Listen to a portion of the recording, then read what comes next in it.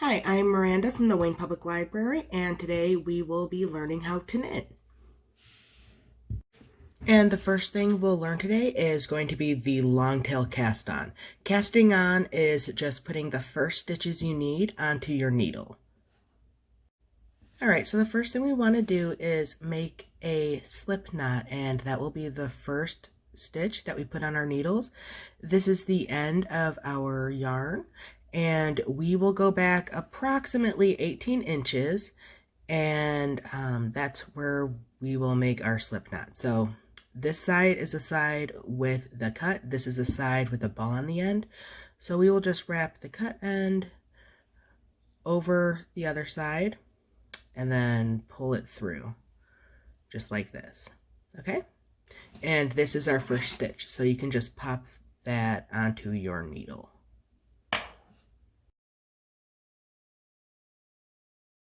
And now we want to cast on 30 stitches total. This slip knot right here will be counting as your first stitch. And today we're going to be working on the long tail cast on, which I think is probably the most easiest and also the most basic. So first we want to start by tightening this stitch on the needle, just by pulling both legs. This part, this yarn, is the yarn with the cut end, right here. So what you'll do is you'll put the yarn with the cut end over your thumb, like this. And you'll put the yarn that's attached to the ball over your index finger, and then you'll just hold it right here beneath your middle finger.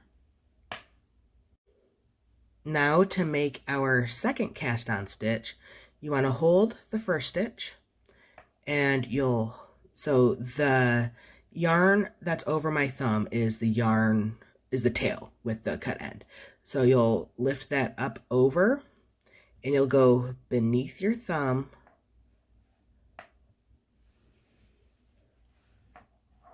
and then through the hole that made,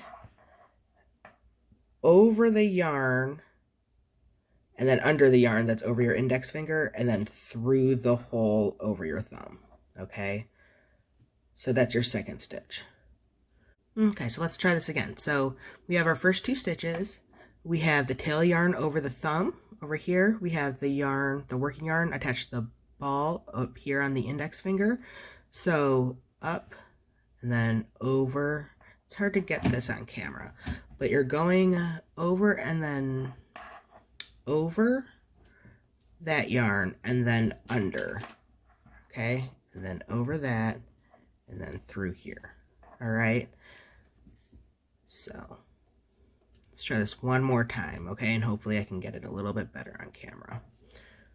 So over here, and we're going to be pulling up right here, right on my thumb. So we're going to be going under, over here, under this yarn, and then under between these two.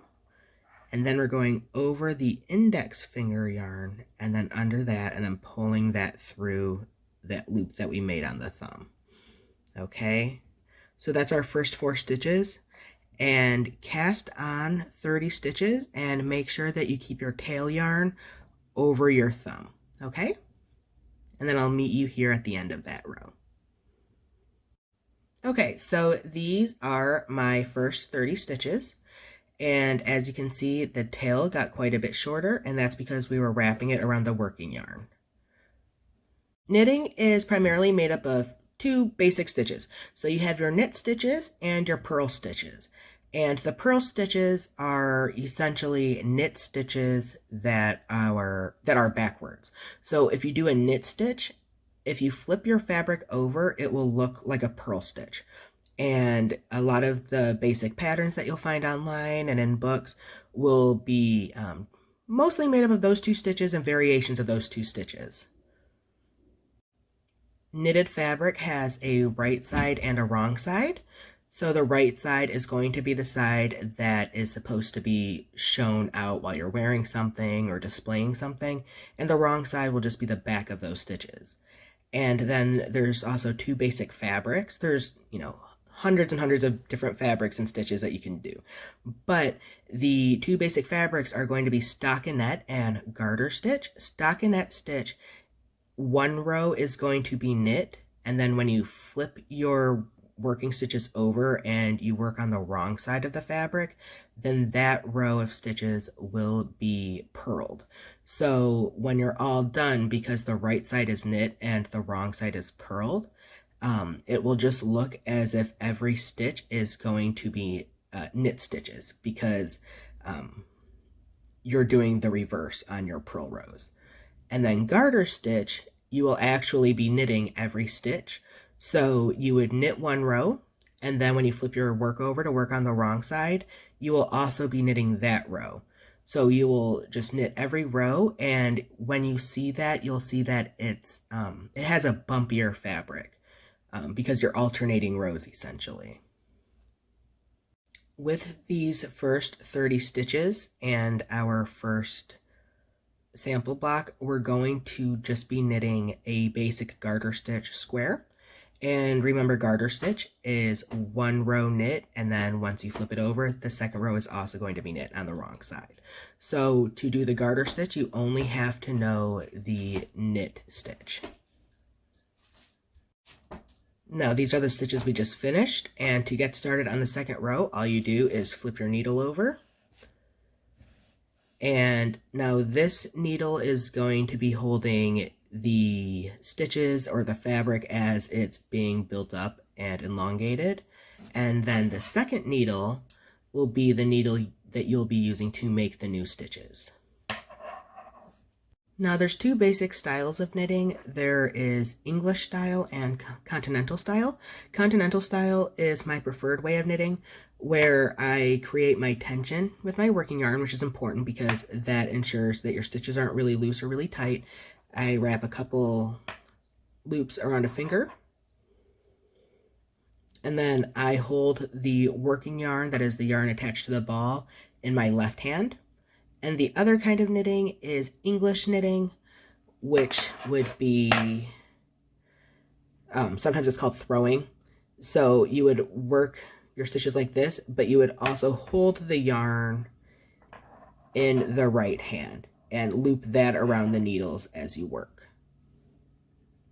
Now let's start with making our first knit stitch. So this is the last stitch that was made. It was on the end of the row, and you place the right hand needle against this needle, and you want to just go through the loop there and then come out the other side.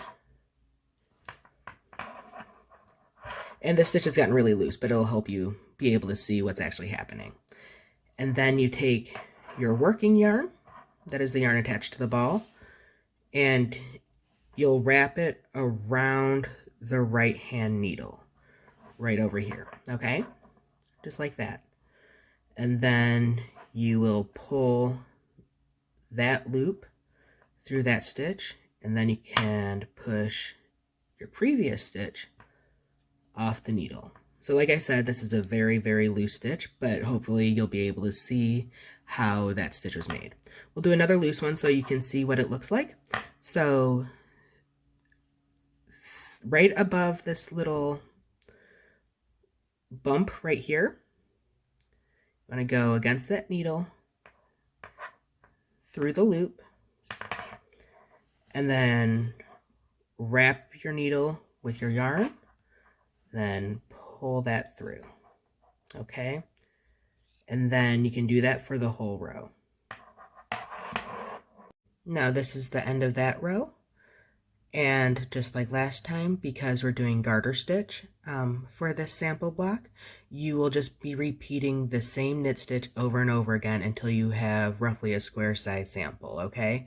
So flip your project over.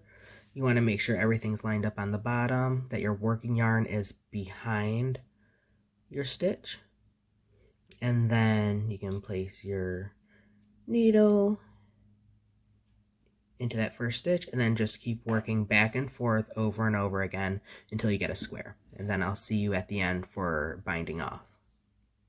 Okay, so let's pretend that I knit a full square. This is what garter stitch looks like when you knit every row. So as you can see, there are these little bumps on each stitch, and the bump is the portion of the stitch that is the back. And if you stretch it out a little bit, you can also see these little V's. The V is the front of the stitch. So you're alternating the fronts of the stitches and the backs of the stitches. Or this is what it would look like if you knit in the round and one row is knit and the following row is purled. But so let's pretend that this sample block is finished, and now I will show you how to bind off your stitching.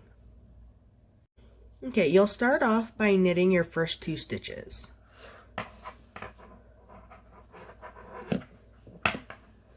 So knit 1, knit 2,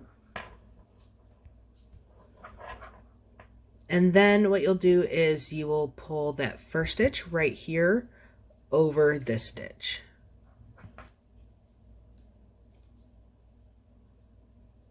So just like this, and right over. So that is 1 stitch bound off. And then you'll knit this stitch, the 3rd stitch. And then you'll pull off the stitch before it right on top, okay? And then you'll do that across the whole row. And now when you have last 2 stitches on the needle, you will pull over the second to last stitch, just like you did for the rest of them.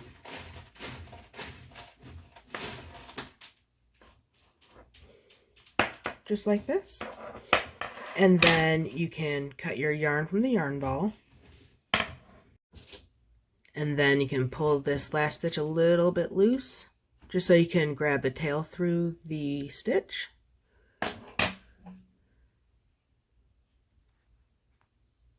And then pull it through. And that is the end of the Garter Stitch sample. Next, we will look at the Stockinette sample. And now we're going to start with our Stockinette sample block. And I started the new block. I did the first row for the cast on, and then I also knitted the first row. With Stockinette, you'll alternate rows of knitting and rows of purling. So I did the cast on, the first row of knitting, and now we're going to do a row of purling. When you do knit stitches, you want the working yarn behind your stitches as you work. And then with purling, you want the working yarn in front. To do a purl stitch, you want to stick your needle from this side next to the other needle, right inside, and then you want to take the yarn. You want it to be in front of your project, and then you use that to wrap it around the needle this way. All right, and then once you do that, then you pull it through, and then you can pull off that stitch. So again, in through here, and then you wrap around the needle, and slide it through, and then pull off that stitch. So you'll finish this row of purl stitches. Once you finish your first row of purl stitches, you'll turn your project over, and then this row you will knit, and then when you're done with knitting this row, you'll flip it over and then purl. So just keep alternating rows of knitting and purling until your project ends up being about a square shape, and then you can bind off your sample block the same way you bound off the first one. Now I finished knitting and purling the Stockinette sample. And if you look on this side, these are what the knit stitches look like. This is actually upside down. So if you look, there's little V's that go like up, down, up, down. And so this is the knit side, which would be the right side. And then if you look on the purl side, this is where we have what looks more like straight lines. And this actually looks more similar, the purl side, to what the sample looks like down here for our garter stitch. But as you can tell on the garter stitch, it's more of like a wiggly zigzag situation, whereas here it's more closer to being straight lines. Now for our third sample block, we're going to be doing a 1x1 rib stitch. So I started with the first row of our cast on row right here. And what a rib stitch is it alternates a set number of knit stitches with a set number of purl stitches. So this is going to be a 1x1 rib. So the first stitch will be knit, the second stitch will be purled, the third stitch will be knit, and the fourth stitch will be purled. And it will continue like that for the entire row. And because this is an even number of stitches, because it's 30, when you flip it over, you'll just repeat the same thing. So knit, purl, because on the right side, your knit stitches will be knit, but on the wrong side, your knit stitches would be purled. So when you flip it over, when your last stitch on the right side would have been a purl stitch, when you flip it, your first stitch will be a knit stitch. So it's sort of like alternating knit stitch and purl stitches like our stockinette, but instead of doing it horizontally row by row, we're doing it vertically. So to get started, we would start with our knit stitch. So we will go through the back and then wrap our needle with our working yarn, just like this. Wrap it, pull it through, pull that off the needle, and then our next stitch will be a purl stitch. But remember, for purling, we want to make sure that our working yarn is in front of our project. So we could just pull this right in front, just like this, and then this would go in right here,